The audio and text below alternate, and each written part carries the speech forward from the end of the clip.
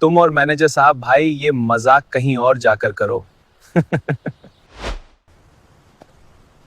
भाई मुझे अंदर मैनेजर से मिलना है। मैनेजर साहब बहुत बिजी हैं, तुम जैसे लोगों से नहीं मिलते। भाई वो मेरे छोटे भाई हैं।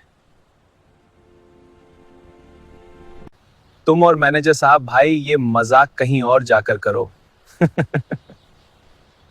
मेरी बात का यकीन करो, सिर्फ इतना बता दो कि गेट पर उनका बड़ा भाई आया है। चुपचाप यहां से चले जाओ। मैनेजर साहब आ गया तो मेरी नौकरी के पीछे पड़ जाएगा।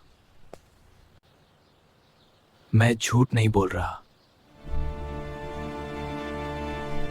जाओ इधर से, दिमाग खराब मत करो।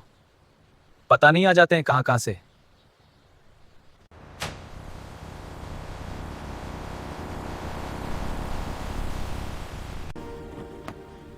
भाई तुम यहां कैसे और अंदर क्यों नहीं आए?